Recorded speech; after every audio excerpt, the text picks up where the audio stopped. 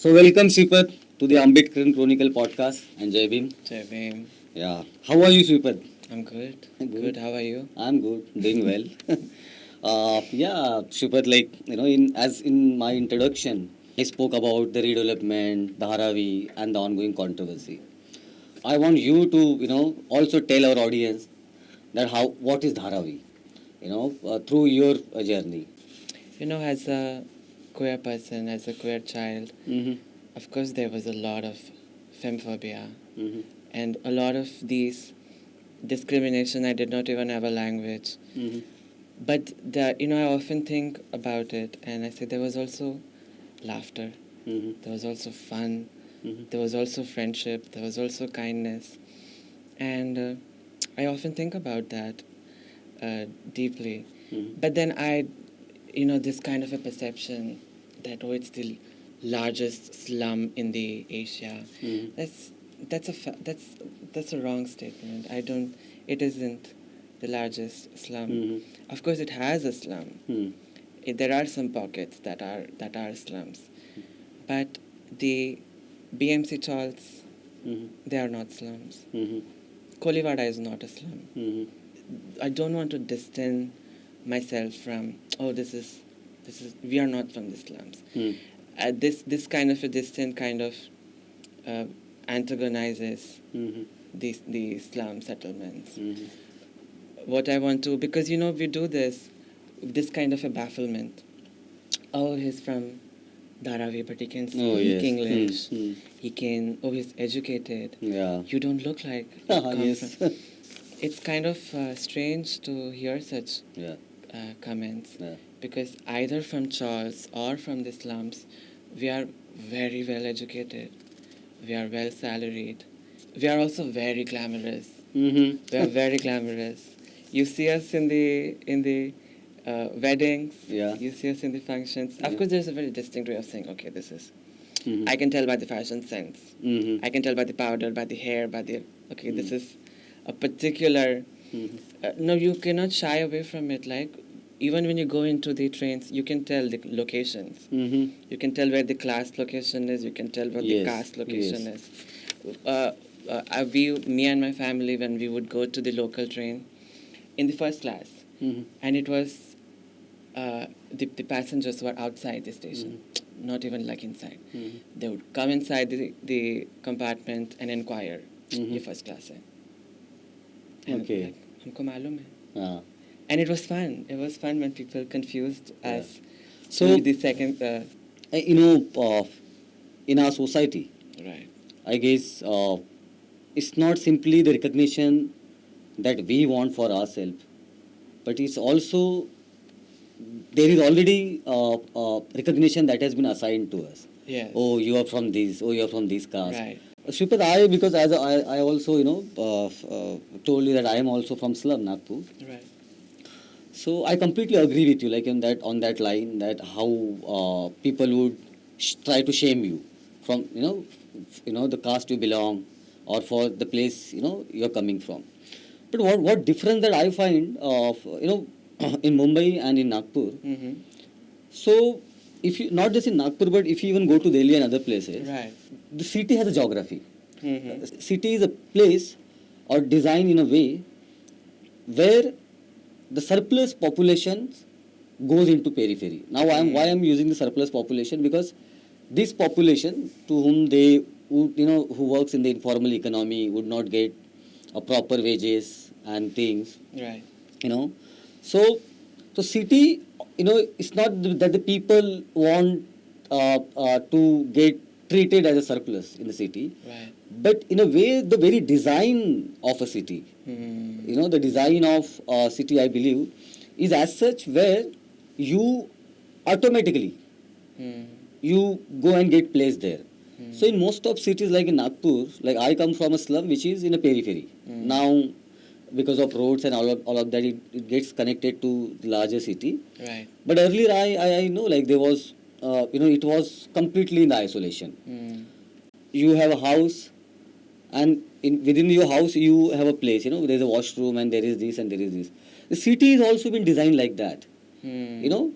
So where we are living, in the periphery where you do not have to even go there. The so-called city people, you do not even have to go there. You don't need to go there. There is nothing. These people will come to the city, they will work and go on.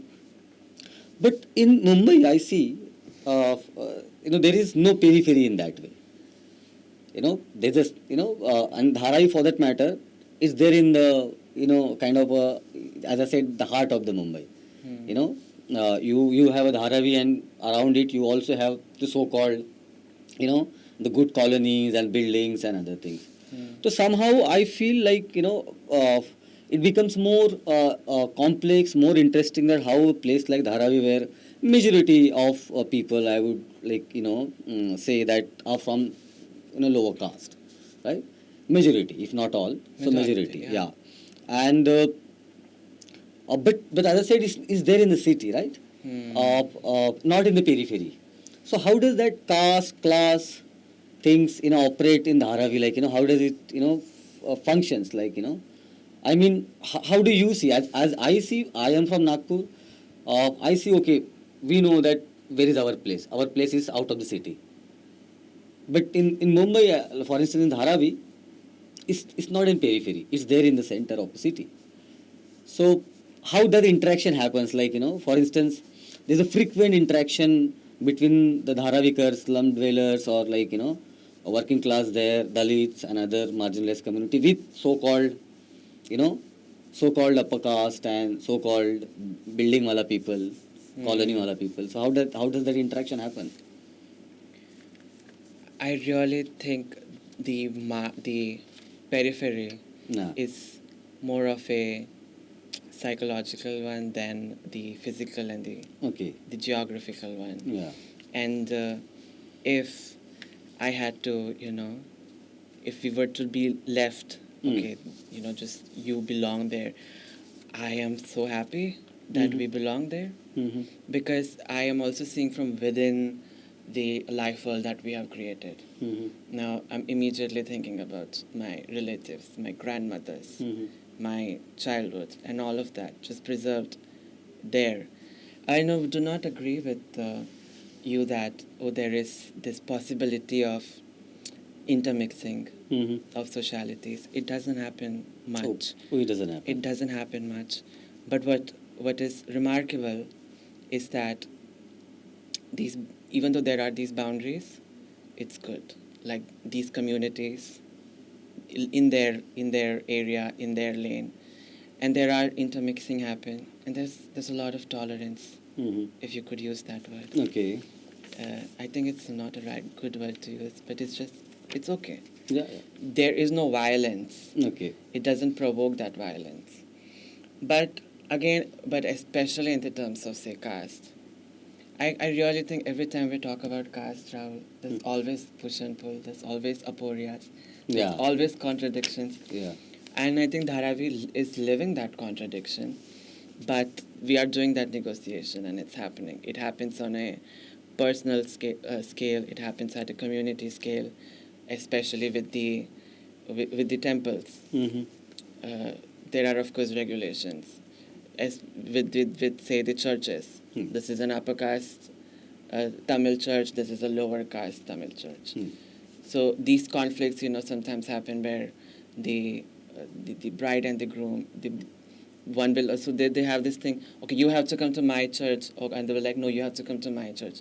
Okay. Nahi hua shadi kya. And I really don't think, even if we are at the heart of the city, we do not go to, Bandra is far, rickshaw se, even though it's like, look at Dharavi and Bandra, they're like French kissing each other, and it's still so far. Yes. It's more like I come to Kalyan to Sayan, it takes me like 20 rupees in the second class, 100 rupees in first class, more than that to like reach Bandra. But look at the kinds of spaces that they have, galleries, cafes. अभी कोई घर उठा के cafe बना दो उधर बैंड्रा में. Just because there is this geographical proximity doesn't mean we have some participation, we have something, we don't. The only claims we have is perhaps the chowpatis. Yeah. the Carter roads and all. But still, there is this division. There is a very apparent. The threshold is like, we know our threshold, which is what historically this threshold was drawn to us. Like, in the city needed workers. Mm-hmm. It direly needed workers, but they did not want to provide housing. So as you said, pushed at the outskirt of the city, right? And this outskirt has always been, look at the slums, always near the lake, always near the mountain, always near these natural resources, and it depletes with that settlement.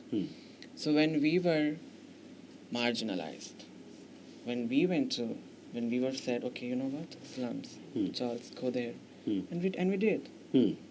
Our ancestors, so we did. We made our house there. We are happy there.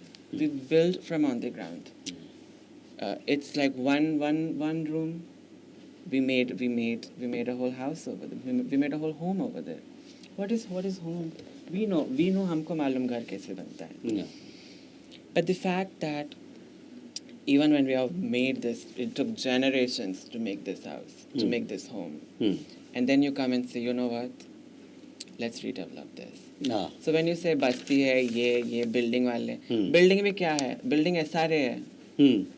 It's, I mean, you know what's worse than SRA rooms? Yeah. What's worse than SRA rooms? I get this a lot, how are you against redevelopment? Of course, it's not a simple question. One really has to go to an SRA rooms. Like you see the FSI. Yes. It's all FSI game. How many square feet you're giving the room.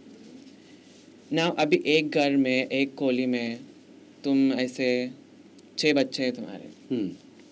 सब रह रहे हैं ऐसे. वही झाड़ा उड़ा करके रह रहे हैं. बट ठीक है, उतना तो घर है. तुमको उससे कम घर देंगे फिर SRA में. क्या होगा फिर उसको? किधर जाएंगे? So the entire idea is basically कि majority of the land from the slum, you give it to the builder, and then like for instance 80% you give to the builder, on 20% you build this SRA buildings, Right. and then you dump people there. You warehouse people there. You warehouse people. They are not animals. Yeah. Our demand historically has been koli, sandas, pani. We have a house. We've made a house for ourselves. We've made sure there are pipes, electricity, wires. Yeah. What else do you want? What else? You really look at the slum and this is such deprivation. Of course, then what are we doing to improve it? If even we are building houses, of course there are, as I said, there are aporias to a lot of these slum discourses. If you even build buildings, of course you're not going to give the rightful FSI that they deserve. And it is precisely these conversations that are there, but what we are very clear about the redevelopment is that it cannot go in the hands of Adani. Yes. We are very determined about that. Okay. Yeah, I want to go there about this entire controversy and the concept of development and redevelopment in the context of Dharavi. But what actually, you spoke about city and, this, when you're talking about, you also somehow, taking us to the very idea where although you live in a city, things are around you, but you can't access it. So although the material world out there, like you mentioned about Bandra, and restaurants and the cafes and so on. So although these are there physically, right? But in city, it may look free for everyone, right? It's a in that way, the very idea at the surface, anyone and everyone can access this. But the deeper meaning, no, not everyone can access it. So it's like you can see it, but you can't access it. And this is how whenever I'm in Mumbai, and as you also said, and not just in Mumbai anymore, Shripad, I must say, if even travel in most of the so-called metropolitan places in India, whether it's Delhi, Bangalore, Chennai, Pune, what I find that there is lot much talk about that the urbanization brings a kind of equality. Oh, in urban places everyone is equal, no one asks your caste. Okay, they may not even ask your caste, or they may even accept the different kind of gender identities and the sexual identities. Okay, that is all fine. But the very core point that I see in a city, that when everything is there, it is only there for few people, for not, it's not there for everyone, I must say. Right. So very idea, like the city which comes with the very idea of freedom. Right. But I always see that there is a freedom, but there is no justice in the city. Right. So it is a freedom without justice. Right. In a village there is no freedom, there is no justice, it's clear. Right. This is landlord house, this is pandit house, Right. this is this house, and your Dalit Wada is here. Right. You are supposed to sit here, you are supposed to dwell here. But in city, as I said, although it gives that sense of freedom, okay, you are free to access anything, you have money, you go to the cafe. But the very idea that you will never have that enough money to go to that particular cafe. Your entire life will go. So, I'm sorry, but I'm taking you to today's, even the social media, the Instagram things, where you see the celebrity who who take you her or his house. They nowadays it started like they want to show you their bedroom, their hall, their house. So through that video you can access, you feel like you're accessing their life, but the deeper meaning you cannot access it. Yeah. So somehow it is it's there everywhere. So this urban life, but what is my problem? Not this problem, but how do I understand this is basically like this. There is this political correct group in the city, who come from, apparently they also come from rich families, and they speak all political correct language. Yeah. When it comes to gender, caste, when it comes to everything, oh, slum people, they are very good, oh, they are very moral, and they will go and romanticize. Yeah. And so in this political correctness, what get hides is basically this, as when you said, what get hides is basically this deeper meaning of a city where you, for your entire life, you cannot access that. You can access the so-called city. And and therefore this layer of political correctness sometimes I believe should go away, and we should talk the real thing. Totally. Okay, there is a difference between rich and poor. Okay, the rich may say, okay, oh, I love poor and I love this and that. I don't mind if people are working in my house, they are from slum. They say all of these things. But the deeper meaning is there is the contestation. There is a conflict which doesn't come across because of this goody talk, the political correctness talk. Okay, so once again, I want to stop you to go to the Dharavi controversy. I really I like when you describe the city and the Dharavi and how far the Bandra is and all of that. So I also want to ask you, as you said, they made realize you of your Dharavi identity and the Dalit identity. Right. If I ask you, Shripad, how do you, you also use the word negotiate.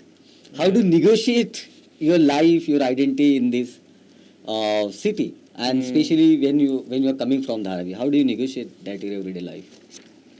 I don't know what you would think about this, but I guess there is this idea of intermixing of socialities, right? Yeah. Because it happens a lot. Yeah. There are these representations that happen. Yeah. Dalit representation, queer representation.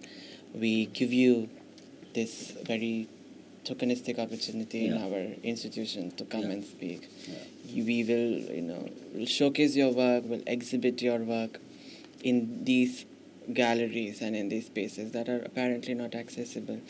But I guess it's also about quality of life, right? If we are living in, we are in Sumanagar, Rahul. Hmm. We want to access Sumanagar. Mhm. There's a beautiful Annavavsate Yeah. Park, Mhm. right? It's Annavavsate Park. Yeah. We have Tapri. Mhm. We are typically living in a basti, Hmm. right? Hmm. Also around residents Hmm. who have refused redevelopment, so Hmm. they are like that, Hmm. and it's nice. This is the place we are in, and it's good. Do I want it to, if there are these resentment of not being represented in these elite spaces, I would say, हाँ इसको निकालो, ये जो झोपड़पट्टी है उसको निकालो, make a very nice skyscraper. Like, say for instance, also in the BMCS, I think, decided to take down the Art Deco wings, South Bombay, and there's this instant, oh, this is our heritage, this is our cultural heritage, it cannot go. भाई कभी देखा ही नहीं मैंने Art Deco. Oh, Art Decos are gonna go, they're gonna do, these skyscrapers instead. हमारा घर जा रहा है. Nobody is going to care about it. Yes.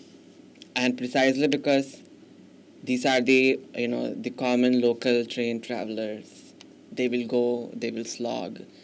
Nobody cares about, exactly, the train. Who cares about it? Mhm. And it's the fact that, oh, there it happens in the South Bombay, and here it happens, you don't care about it. Yes. I don't care. Mare मरे तुम्हारा Jimmy boy, Mhm. मरे तुम्हारा art deco, हमारा घर जा रहा है. Yes. कौन आ रहा तुम्हारे इधर? Mhm. This is what happens, right? You want to make BKC as like this new hotspot, Yes. so that the Kolava can you can like shift that shine, and which is precisely the problem now, because now Dharavi's proximity to BKC, it's what makes it so enticing, and it is also perhaps with the desire of people, like, oh, this is the place I want to access, this is the position I want to be in, this kind of institutionalization. It doesn't work out.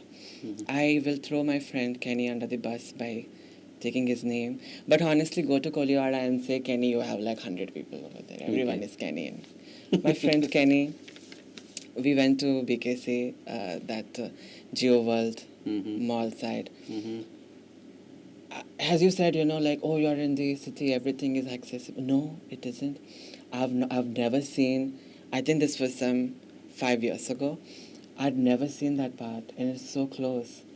I'd never seen Mahim Nature Park. I only saw it, I'm born here. Mahim Nature Park is right next to Dharavi Depot. Yes. It's so beautiful. Have you seen? Mm. We should go. It's green. It has animals. It has butterflies. Oh, wow. It's beautiful. So we went to Kenny and I. We were walking. I hope Kenny is watching this. Kenny and I go, and I just asked him, let's go inside the mall. I'd never seen a mall. I'd never seen these shiny things. I was just baffled, like tiles and everything. And Kenny fucking refused to enter. He just refused. I said, you know what, those people, they don't take us in. Because, these identity markers is very apparent. And he was wearing shorts, and he said, they won't take us. I'm like, short is the real elite. Yes. They will of course take it. It's like, okay, fuck, you're rich, you're not, because I know I was dressed up for a walk. We both just went for a walk. Okay. I was really dressed up because I was extra. And Kenny just walked in and said, you know what, they did wrong by me and my homies one day, I'm not gonna go out. They refused. And which, people refuse. And it's not because of they were treated badly. It's like that by default, that's their place. It's always this place, it always reminds you where you come from. And it's always haunting you. We refuse. And that's a very remarkable thing.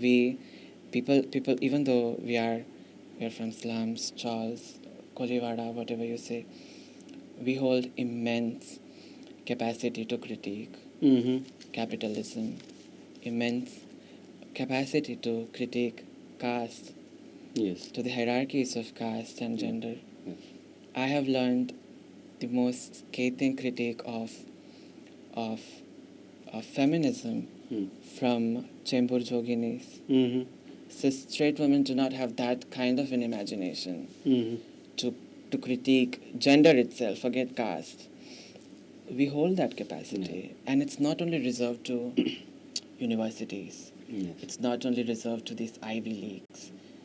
It's the Jhoppadpatti. Yes. It's I guess someone who will listen this podcast from some Ivy League university, they will be surprised because for them it's surprise or someone from Dharavi slum is talking about And feminism. refusing. Yeah, refusing, And criticizing it. and this kind of refusal to your institutions Yes. that are so elite, Mhm. that are so prestigious. We refuse. Yeah. You don't hold that kind of a power. Mm-hmm. And this is the capacity we hold. Yes, and I guess this is coming from what they call grounds, coming from real ground. That is not that the idea only exists in the university. Yeah. Yes, the idea also exists outside of the university. If anything, it's borrowed from us. Yes. It's stolen from us. Forget Yeah. borrowing is very generous. Please borrow from us. Yes. But it's stolen from us. Yeah, you spoke about beauty and how the there are park nearby Dharavi. You spoke about the natural beauty. So speaking about beauty, what's something beautiful about Dharavi that no one talks about? Ah, Yeah.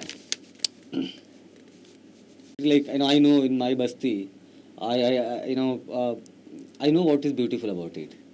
Like all this slum and things, but I know what is beautiful about it. For instance, I remember our slum. It's like uh, it's near to the highway road. right. Highway.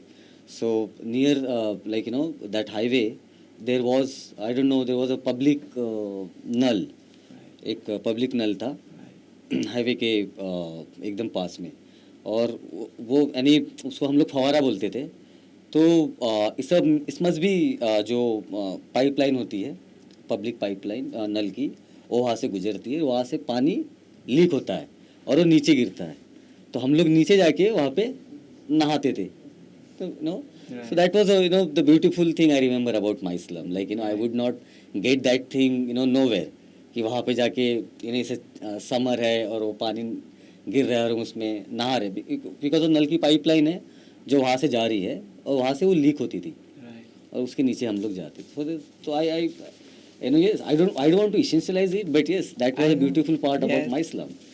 Totally. Now, I don't think so. I will take this as a deeply personal question. I wouldn't generalize this. Mhm. And you know how much we do not like biographies in Yes. Dalit. Yeah. Kachappi. Yeah. But Because it is- okay, I mean we may I don't know if we are just diverting our topic, but since you spoke about biography, the problem that I have with biography is this: that the biographer only talks about what world has done wrong to them. They don't dare to go into the real self and ask what they have done bad to the world. So I believe the real biographer is the one who also goes into real self and talks about the real thing. For instance, there is with Dalit autobiographers nowadays who writes in English, they write mostly, as I said, about their painful journey and victimhood. Like, it's absolutely fine. Okay, I mean, majority of Dalits have the same story, right? Majority of Dalits. Right. But the question is we are also human being, and then there's a emotion. There is a lot many things. I mean, autobiographer should also go into the part of the dark part of obscenity. Right. So then I can call it autobiography. But they don't dare to do that. That one thing, or I don't know, 2 things, 5 things that people don't know about Dharavi, but you find them beautiful, which. As I said, especially if there was some kind of an ethnography to be done here. No, it's a very small place. You can just walk. You can walk an entire Dharavi, and it's just the lights. It's just walking, and everything is just full. Everything is dense. There is no vacancy. That kind of translates into the poems that I write. Yes. I cannot take haikus. I cannot take simple poems. I cannot take short poems. It always has to be long form. Okay. It always has to be dense. The syntax has to be full, and it has to flow. And I guess that kind of comes from the place where I live, and it's kind of a joy Mm-hmm.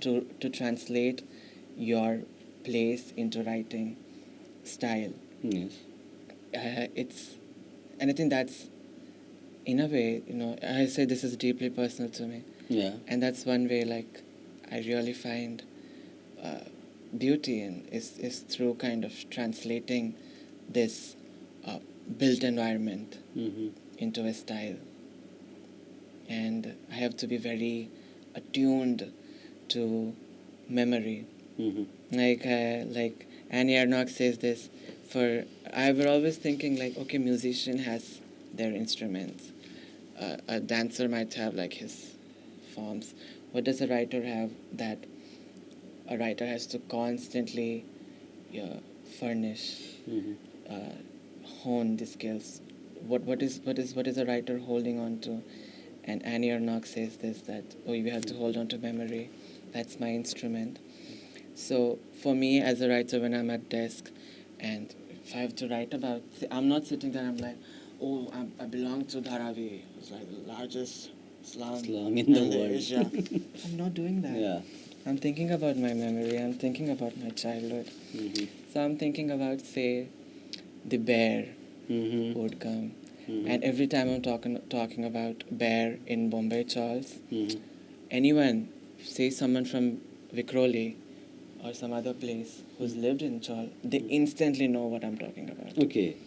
Instantly know, because someone would take in the bear at every stop, every house, and the bear would you just look, the fascination with which you look. How do you translate it? Okay. How do you translate that kind of a joy when you were a kid and when you saw it and you were scared also, but also fascinated Mm-hmm. by the feather? You just pluck in the fur, and I did not know this. Okay. Somebody else told me after I recited them about one of my poems about a bear, and that person told me, "Oh, I remember that," because I only knew about the plucking it, and he told me they would make a locket out of it. I did not know that. Okay. And it's so fascinating that it resonated with someone, and so deeply our experiences, even though that might not find any resonance to, if say I would have put it up in some different place like Colaba or the Yes. South Bombay, Yeah. I know they would not Yeah. resonate Yeah. with it. Yeah. So I really like that about it, this kind of a democratization. And I guess the victimhood that we spoke about the writers exhibiting Yeah. that kind of a suffering, Yeah. it happens when you know that your immediate audience Yeah. is upper caste. Yes. Because you know the people that you're writing about are Yeah. not going to read. Read. They don't have time to Yeah. read. We are not reading. But I guess that's the change we need to bring. We need to make language more accessible More accessible. Too. without compromising on your style. Yes. To bring this out more openly, that Mm-hmm. you got to write this. I Yes. remember in my second year of BA, Mm-hmm. we had Dalit literature suddenly. Mm. I was like, wow, what?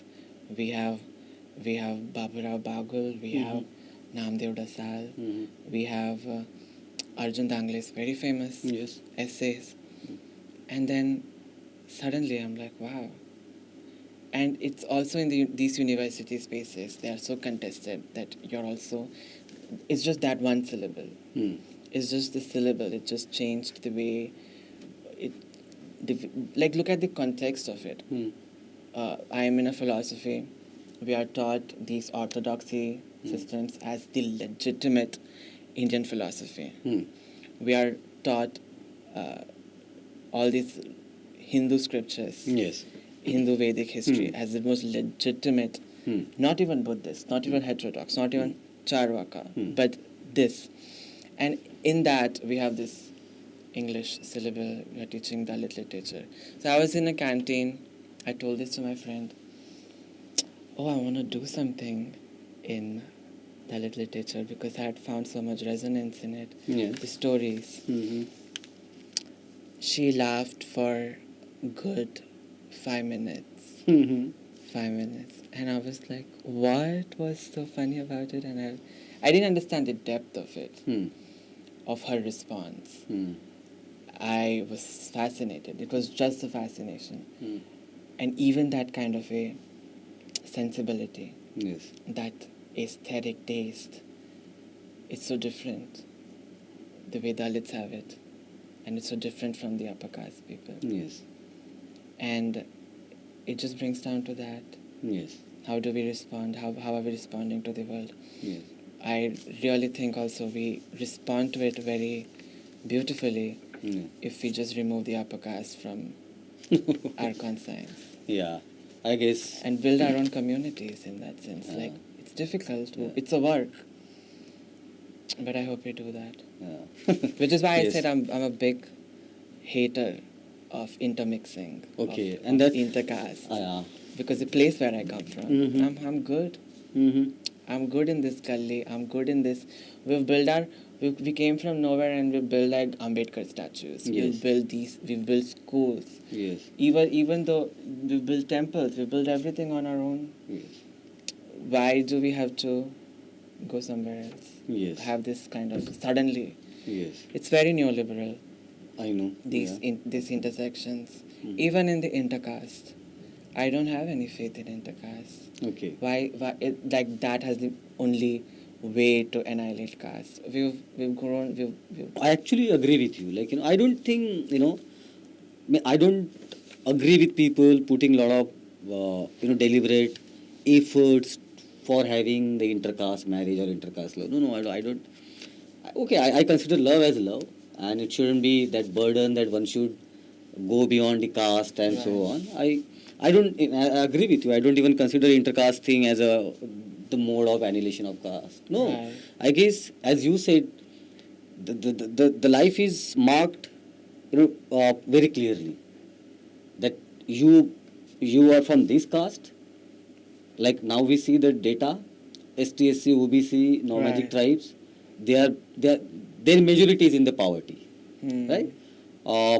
And the majority of upper caste are upper middle class, rich, and so on, right? Right. So the life is marked very clearly. Forget about you're talking about intercaste. It has evolved the caste has evolved in such a different way that they have monopolized all the material resources. Right. And just simply talking about this intercaste thing, and I feel this is these hollow cultural battles that some people wants to fight. Yeah. But moreover, I also feel like, it gives people the sense of, pride maybe. Everyone wants that. Oh, I have my, I have done the intercaste marriage. Right. Oh, as I said, the political correctness. Oh, I sit with Dalits. Right. Oh, I eat with them. Right, Oh, I have a Dalit right, friend. right. I have friend from Dharavi, by the way. Yeah? Ah. So all of this makes, okay, oh, nowadays, even, like with LGBTQI discourse also, oh, I support their right. Okay, like, and then that's how you create the meaning in our time. So I agree with you completely. I don't go for it. I am there when it comes to caste. I see caste not just as the cultural phenomena. Right. I see caste more as a political economical question. Right. I see that there is a group who have been benefited because of a caste, Right. and they have monopolized all material resources. Right. And you cannot fight this battle of just simply talking about this small cultural resistance. No, I Right. guess for that you need the bigger question. We need a bigger things to fight against this monopoly. But coming back to this question of monopoly, I want to ask you, because Dharavi is also known for its own economy, Right. the small, the small scale industry, informal economy that it has. So could you also would you like to speak about it? That how's this the informal economy works there in Dharavi, and what are the major production unit that it has? Of course, there are these. Dharavi is informal Yes. economy. Yeah. But what I'm more interested in is the ordinary of the residents. Mm-hmm. Like say the post-lunch afternoon, and women just sitting, talking to each other, and rolling BDs, so that that's a good source of income. Making papad, and all kinds of stuff. They are never just idle. They are always occupied, and it's this autonomy Yeah, that's the word reserved in an informal economy. You don't have that in say the you really have to. The only alternative to this is you have to imagine these malls. You have to imagine this corporatization of their time. And when I see this kind of leisure, this kind of joy, this kind of work, and you contrast it with like what is an alternative in a redevelopment, it's scary. Yes. It's taking away that autonomy. But at the same time, it's important that we also speak about the misuse of it. In a way, I'm also thinking, do these workers have union? Someone is doing the work of, say, ये माल इधर से उधर shift करने का, इधर से लेके आने का, वो गाड़ी में, उसका कोई यूनियन है? ये कोई कुत्ता मर गया घर का सामने, तुमको मालूम तुम किसको बुलाने वाले? तुम्हारा कोई पहचान वाला ऐसे रास्ते पे है, you know what his caste is. Yeah. You're gonna call him and you're gonna pick him up. Do we have anything about what is he gonna get for his work? We don't have. How is the community holding up, right? Because I remember one of my relatives. He was my grandmother's cousin. Lived on the street. But even then, my parents, they made sure to like, okay, that's your uncle. You got to like see it. It's not like, hello, how are you? Nothing. It's like, you learn to like respect. Even though this man, I know is like up on the street throughout, it's disabled. You don't have that politically correct language. कि ये ऐसे बोलना है, वैसे बोलना है, ये maid नहीं बोलना है, ये ऐसे बोलना है. I don't even know what the alternative of maid is. What is it? Don't call her a maid, call her no house help bakwas. I don't know. No, yeah, they call it staff. Some people call it their staff now, like So I know this man, and all respectfully, my parents would speak to him. Ganpati ka time hai, khana khane ke liye, they have organized, and I know my uncle would come and would sit and make sure that his plate is full. Tum kam nahi dalte, tum zyada dalo, tum aur dalo. So when you learn from your parents that even though this person whom you would call is abject, who is ungrievable, you dignify, you call home, you respect, even though his occupation is caste. My parents have taught me to like respect, to dignify it, because that's your kin. You don't regularize. Of course, the real answer is, what, we got to corporatize everything. This is bad because of course slum, Charles, this is immoral. These are the practices, den of casteism, all of this. So immediate answer to is, regularize it, institutionalize it, isko nikal do. But it's precisely this intervention. How are we doing this? How are we imagining and not giving into these capitalist logics? It's difficult work. Yeah. And I also think as you also said, you use the word autonomy.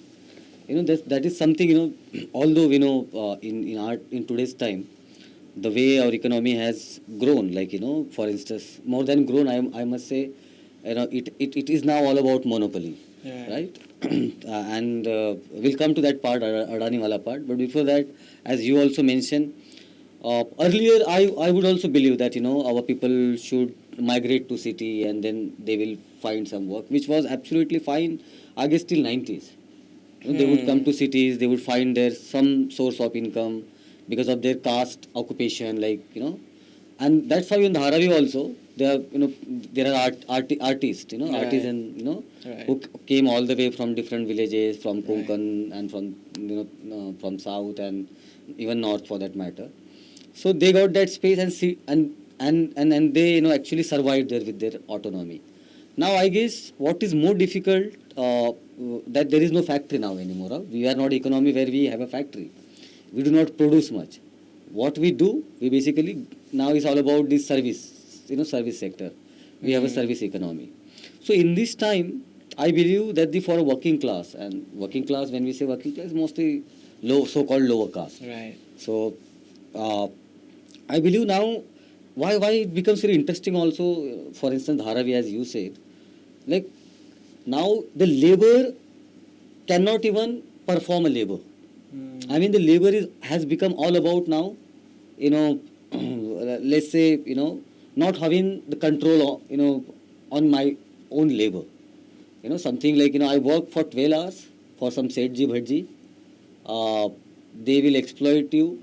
They will even ask you to work for 16 hours. They will give you, minimum wage, like, which is not, you are not able to sustain with that money. But somehow in Dharavi, when I go there, if not everyone, but I see the large amount, there are many families I have seen in Dharavi who has their own, have made their own caste occupation also as their, livelihood in a city. Right. And somehow there is no alienation from it. And it's not that they are forced to work. They are working and they are working, with their autonomy. So there is this connection with their labor. They enjoy it also. Totally. Unlike in today's economy, in our time, I don't think labor can enjoy their work. Right? Because it's, as I said, it's not about now about the factory. It's about this either the small scale industry who owned by some bania and, as I said, Setji Bhadji, and they would make sure that for their profit they so yes, in that regard, Dharavi again becomes very interesting. As you said, if you have a so-called redevelopment, Right. so okay, you may have a house, but what about this autonomy of labor on their work? So Right. yeah, so this is something interesting that people are missing. It's not simply about redevelopment. Totally. But yes, coming to this question of redevelopment, Right. so Shripad, how do people are like responding to this entire things of Adani wants to grab the Dharavi land? How people are reacting there? We have grown up listening about it, about the redevelopment. Yes. It has always recurred, Yeah. but it has never come to a point where surveys are being Yes. have ever happened, and the surveys are visual. Red marks. The numbers are up on the walls, not only outside but also inside the house. Yeah. And we, of course, these surveys are coerced out of people. They are taking the signature by force. Everything is against their will. But I cannot really speak about the mood as of now because it's only till survey. But what I believe is people are very determined, and they have, even before 2 years ago when the tender was passed to Adani, people protested Yes. in a large scale, Yes. and they have continuously have done so far. And what I do foresee for sure is more protests, more voices against it. I'm interested in that, and I hope that happens. Yes. As of now, that's all I know. That I Okay. know people will resist. People, you think People will Yeah. resist.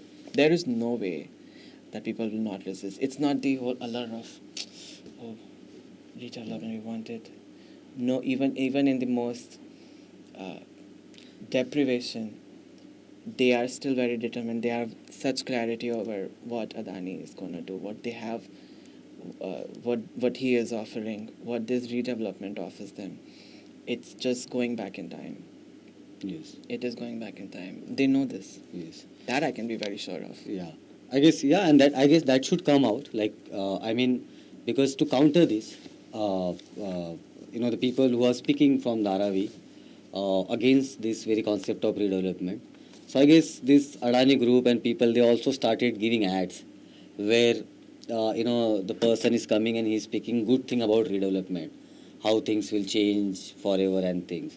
So I guess that is also coming from the very sense that there is a resistance at the ground.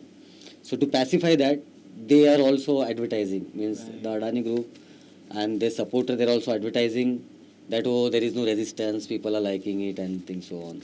But if I ask you as a layman kind of, like someone who doesn't know much about development and Dharavi and things, what is the problem if instead of the slum or instead of the this informal settlement, if you have a nice building and you have a flat there, what is wrong in that?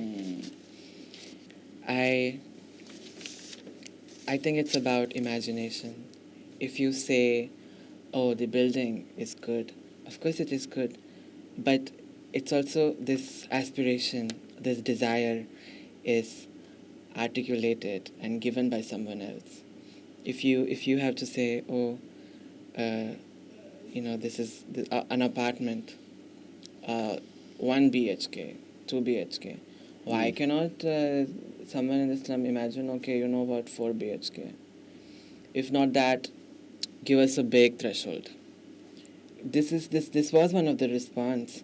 हमको building नहीं चाहिए, वो सब ताला डाल के रहता है, ये अपना अच्छा है चल.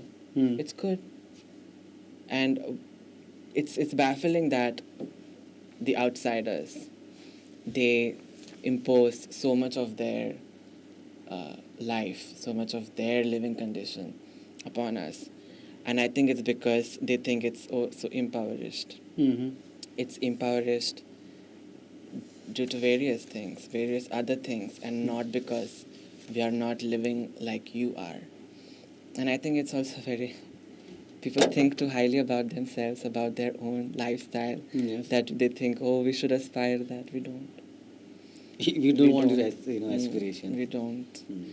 We don't want that. But it's really about, say, I think one of the most brilliant thing that happened to Dharavi was that tap water. Tap water. It was revolutionary. Okay. Can you believe? You are talking about जो बसा हुआ घर है, तुम उसको तोड़ के ऐसे बनाने की. The most revolutionary thing was the tap water. Because before, when the water would not come, everyone would just gather around a well. क्या बोलते हैं उसको? बावड़ी. Kuwa. बावड़ी. Bawdi, okay. Rahul. I'm sorry. And everyone, not one child, it's not like everyone, all the lanes, everyone from around, from different parts, coming to that बावड़ी. और वो बावड़ी किसके घर के सामने? So this kind of a producing this caste happening, everyone would just come and gather around that baudi. Put a tap water. So when you say someone's house is very impoverished, put a, like, how, in what sense? No, but don't you think that people then counter you for saying this? Okay, then for all these struggles, now since people are living there with a lot of struggle, they don't have basic amenities. So so in that way they would they argue that, oh, then what is wrong with Adani having this project and redeveloping the Dharavi, having good flats, building, giving you tap water, regular, there is good sanitation and things. So yeah, if people are also talking about this, that what is your problem with that? So if I ask you, what is your problem with that? That man is so benevolent, so goodwill he has. Then you should give the house in Dharavi itself, no? Why is he sending us to a dumping ground? Why is he sending us to a salt pan area? It's a health hazard. It's an environmental crisis. You're warehousing the informal settlers or whatever informal is. I don't know who is a legitimate citizen in this city, but then if you're going to like put everyone up, you're so benevolent. Give us a house here in Dharavi. That's not being done. That's not happening. And the FSI again. If you're talking about dignity, what is the FSI? And of course, sometime a tap water will not fix, and electricity will not fix. But this, whatever this is, it's so much better than what Adani is going to offer, because the cutoff for the eligibility is owning a house before 2000 and before. How? So anyone after 2000 will not get a house. Are illegitimate. Yeah, and I guess there is also this the ground floor. Yes, you only yes. bid for the ground. Now, who decides who's legitimate, who's illegitimate? किसके बाप का है ये? It's ridiculous to even say that, oh, you're illegitimate. But we've been. I know now. This is we can. This is where we kind of want to counter. Okay, someone has a house before 2000. They're good. They were never legitimate citizen in this country, especially Dalit. More than half of the Dharavi is lower caste. Or usme bhi they do hierarchies. Half of them are Dalits. So this is very ahistoric to say that, oh, we are legitimate. Now, how did you become legitimate? You are not, just because you have this generation, you come from so far. Of course, the point is, Dharavi is this fertile ground where it gave us an opportunity to have that kind of a history, to belong. Say, yeah, this is the generation that I come from. 4th generation, Rahul. Yes. My great grandparents came here in 1940s. With all the documents I have, with all these struggles and all this history that we have, I do not want to stand in front of any builder and say, now I am legitimate. Against my ancestors, they will look at me, they'll look down upon me if I ever did that. And God bless, if it even ends with me, it's not going to end with me giving any kind of documents and I say, हाँ कागज दिखा दिया. No, we will not do that. It's also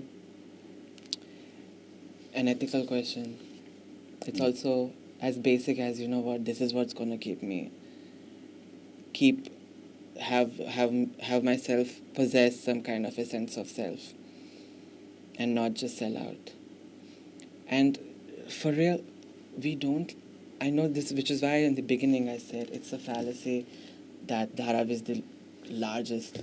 It's not a slum. It has slums. And to say that, you know what, let's redevelop, you have everything, you're a legitimate, is also to distance yourself from these slums, to draw these lines, to draw these boundaries and say, you know what, we are different. You're not different. You are, we to just say that, okay, that slum, that needs to go. We came from that place. We came from that dirt. When the bubonic plague happened in 1896, the people who were most affected was the slum. Was this because, there was overcrowding? Was this proximity? Was this touch? Yes. Imagine. And our only sense of self has been through this touch, through this infectious contact that almost killed us, that did kill us. More than 50,000 people died in Bombay, if I'm not wrong. And for us to emerge from that and then say, you know what, now I'm legitimate. You were never legitimate citizen of this city. There is a place where we came from. And if you want to dissociate from that history, then that's... Yeah. Wow, interesting. What do you call that? Yeah, very interesting. So yes, Shripad, that is something, quite interesting and insightful. Someone who is not from Dharavi. And you also spoke about that, yes, people have this resistance and, they're against this entire, redevelopment project. But what I also feel, okay, there's a builder, and this builder has been completely supported and sponsored by the government, the existing state government. government itself. But you also spoke about that. Who are you to tell me that I am legitimate? You know, so somehow in so-called this modern nation, modern nation state, where I believe that we have a constitution which says, regardless of your gender, caste, creed, you are equal, you are a citizen. Mm. But I also think it's a state. It's a state which negotiates with us all the time to tell us, okay, you are not equal citizen. You must be a citizen, but you are not equal citizen. You are not the same. State reminds us again and again. And as far as the basic amenities also is concerned, like even in Nagpur for that matter, when during my childhood and still when I go in my area in my basti, I see that it's not that the development is not happening. Is that they don't want to give them complete basic amenities. Mm. Because once they have all the amenities, then they also have a sense of being equal. Mm. So there is this deliberate effort by the state also, through which the state makes sure that you have this sense first that you are not equal. Mm. And this is reproducing. And somehow Dharavi has become a very good site, I must say, to explore all of these things. That how state is basically, more than anything, is acting like a pimp here. Yeah, totally. Yeah. Where, it's negotiating with the Dharavi people, it's negotiating with the builder lobby and, other mafias. So, so, so if I ask you, Shripad, like here, how do you see the role of a government, which is also, the government is also claiming, oh, we will, things will be all fine. And since they are a government, they have a right? And then there is a people resistance. Right. So, how do you see the role of government here? There's no bhadwa in this scene. We believe in informal economy. Yeah. Nobody is running us. Yes. But where is the state? If there is kind of a negotiation going to happen, if only they had to listen to us. There is no listening here. And it's crazy that it's also like you cannot even call the state bhadwa because they're only getting 20%. Mm-hmm. How? That is so less. How did you just settle for 80 to Adani, 20 to you? थोड़ा तो ज़्यादा मांग लेते, थोड़ा 30 मांग लेते, तुम्हारा नहीं हो तो इतना बार्गेन तो हम रास्ते पे कर लेते हैं बाजी खरीदने के लिए, तुम इतना भी नहीं कर सकते.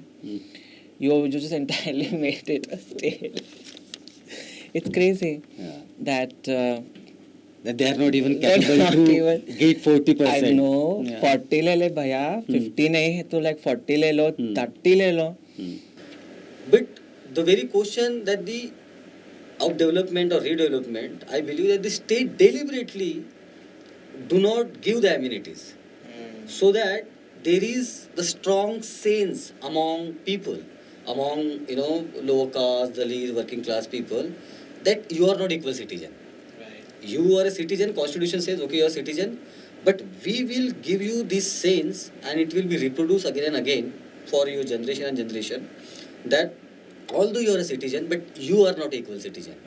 So this is not something, it's only the society which gives that sense. For instance, when we like there are stories that Dalit cannot enter to temple. So it's a society, it's a casteist communities who would make sure, who would give us that sense, okay, you are not equal to us. Right. Okay, you're not moral enough to enter into temple. You are not pure enough to enter the temple. Right. But at the same time, so-called modern state, unlike so-called this post-colonial modern state like India, I guess this state, which is ruled by the upper caste, also gives this constant sense to us that you are citizen, but you are not equal citizen. Okay, as I said, you have a freedom, but you don't have a justice, right? So in that particular context, I believe that the state is in a constant negotiation with the masses, with the working class masses. That if you resist, okay, then we will give little bit this much. Okay, if you resist more, then we will put you in jail, right? So, and then there's the same state, they negotiate with the corporate lobby like builders and other people. So state is playing the role of pimp here, rather playing the role of the modern machinery to basically bring people in so-called mainstream, state is negotiating as a pimp. Okay, we will take 20% in Dharavi case, and we will give 80% to the Adani. In that case, I also want to ask you, Shripad, how do you see the role of a government here? The ruling party, BJP Shiv Sena is in government now. The Shiv Sena led by Shinde and BJP. How do you, because they are completely, they are saying, oh, we are doing great job and nothing wrong will happen to Dharavi people. How do you see the role of government here? I mean, if a state has to be a pimp, that's a very impoverished Yes. pimp. Because how do you... I know residents of Dharavi are very clear. 100% autonomy. 100%. Yes. No negotiation to that. We don't want house anywhere else but here. They're very steadfast. You can rebuild, but house here on our terms. We don't see the state doing that negotiation with Adani. Quite a weak in front of Adani. In front of Quite Adani. small. I mean, it's because there is so much personal gain. You don't see yourself as a state ruling over a people or any of that.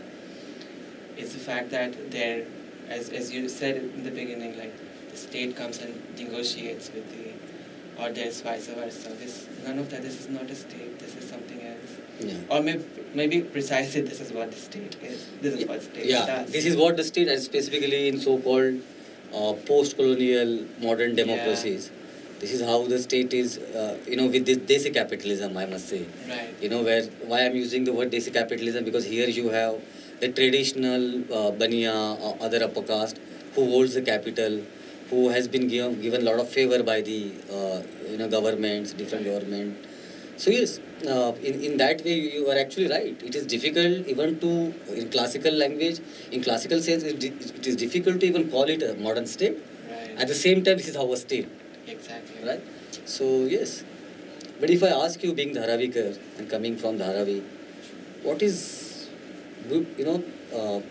what is that you think is beautiful about Dharavi? Right. Yeah. This was some years ago. As I told you in the beginning, like we went to Mahim Nature Park, and I had never seen so much greenery, so many beautiful things. And this tour guide, right, was just taking around some farms, some field, the forest, telling us about there are some snakes over there, you beware, this plant you cannot touch, it's poisonous, and it's beautiful, right? And I'm very happy to see this. Yeah. The fact that this is in Dharavi, this is Mahim Nature Park, this is right next to Dharavi Depot. I was walking and we were really tired, and we said, you know what, let's go back. But then the tourist said, no, wait, we've come to this one final thing we need to do. He takes us to a spot that overlooked Meeti, and it was kind of, the horizon was the BKC towers. And he stands there and he says, this is Meeti. This is Meeti, this is a river that encompasses the entire Bombay, and this is turning into gutter now. This is where the mangroves are. This is what will save the city. Yes. And the one thing we can save the city is fight against BKC. Yes. Is fight against those buildings. And do you know what? And he says, flamingos used to come here. Oh. There are no flamingos here now. Because we've turned this river into a gutter. And it's all because of these buildings. It's all because of what we are doing. This so-called development. So-called development. So-called alert. So there was this, right? Flamingos has this distant past. And there is this futurity that he put us. This is the future. The buildings, the development. The allure of that development, like the fascination of, big buildings, glass buildings, the structures.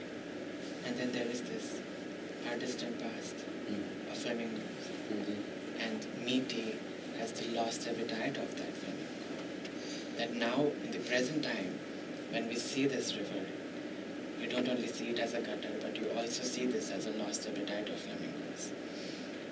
And who are these flamingos now? And I often think about the metaphor, right? That Dalits are Dalits because we are dirty, because we touch the dirty. So we distance ourselves from that dirty person, so you go there. Very simplistically putting, like reducing, that experience to this. I know it's a larger, as you said, you talk about political economy of it. Yeah. There's a large history to it. Yeah. But if you reduce it, it's this. Yes. And if flamingo has to be embodied, I always think about our ancestry. I always think about Dalits. I always think about how they had to leave their village. They had to leave their village. It wasn't oh chalo jaake shahar mein rehte hain. They had to leave the city, come to Dharavi, make a living out of here, make an informal living, because there was no state helping them. Yes. They built everything By their own. on their own. They built their own colonies. They made their own house. They made sure that they mattered, that they made sure they have this sense of power. And now that everything is, we are fighting, you want to take away. Yes. And it's kind of that placelessness, We will always be reminded. Any Dalit, and I see this in Dharavi, people who are well-to-do, salaried, have some kind of immobility, some kind of a salary. Where have they shifted? Where have they left? Okay, Virar, Badlapur, say Dombivali, their settlement is far from the city. If you ask about imagination, someone living in Dharavi will not imagine living in Bandra, of course, for the obvious reasons. Yeah, true. Right? We are not so out of touch with the reality. And it's the fact that you think that land grab is profitable. It's very clear to Dharavi people that yes, it's profitable for you, Yes. not for us. And we are imagining differently. And it's all about imagination.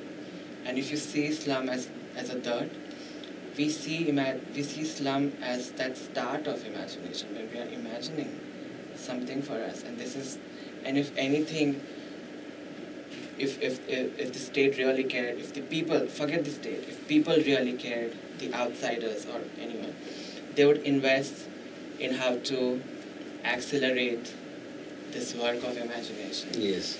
This work of living, this work of home. Yeah.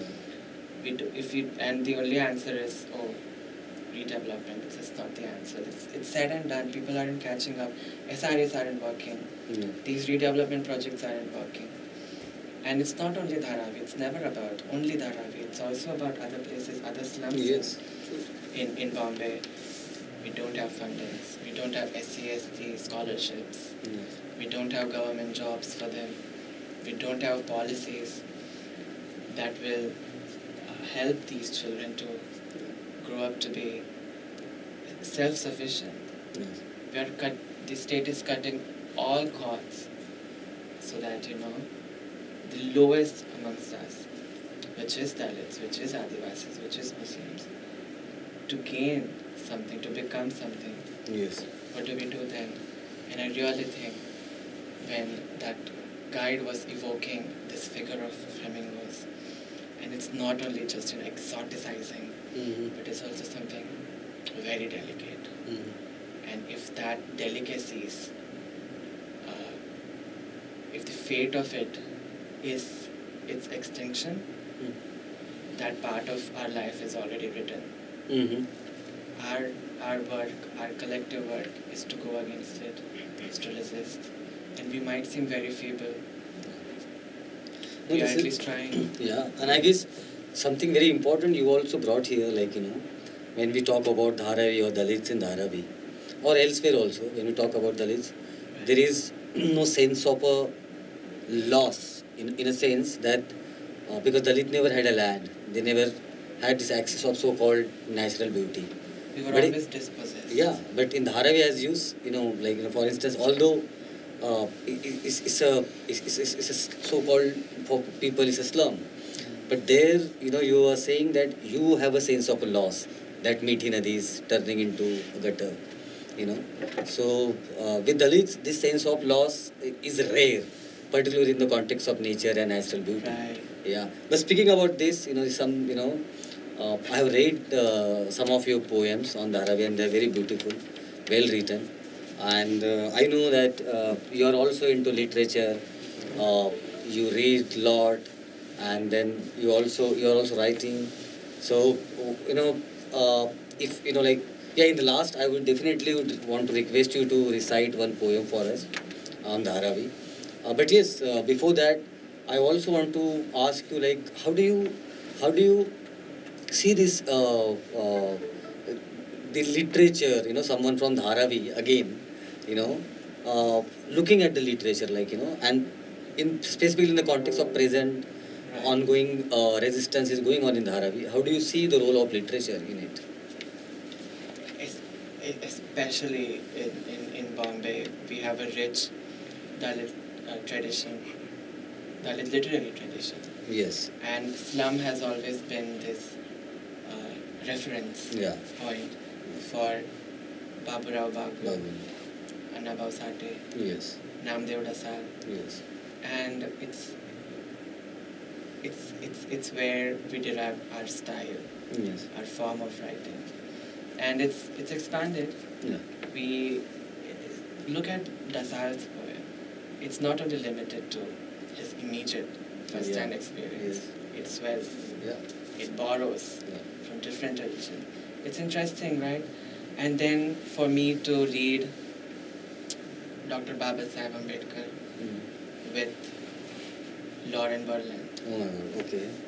And if for Berlin to talk about cruel optimism, and for me to sit here and think about this desire for redevelopment and like question it, and I immediately have language. Yes.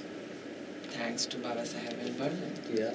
And this comparative readings, we do that. Everyone does that, which is really like I'm not gonna isolate myself. I'm not gonna take this just because the state tells us this is where you belong. No. We've inherently always resisted that tag, that imposition of meaning. We've always created our own meaning. Yes. And that is what it is. That is what Dharavi is. Yeah. We are very fertile. It's full of meanings. Yeah. We are creating these meanings. Oh yes. We are creating points of views. Yeah. And that's most interesting. I personally think, from the place where I come, my ways of anti-redevelopment is a literary project for me. Okay. It is always, it is that. Okay. I'll get on the streets. Yeah. We all do that. Yes. Varshatai Gaikwad calls, everyone is going. All my friends, I love the protest scenes in Dharavi. We are against it. We know how dire the stake is. But we're hand in hand. We are just, calling each other. It's really fun. It's not like that stupid pride people have. Like, no, not that pride. We are good. We are the better ones. Okay.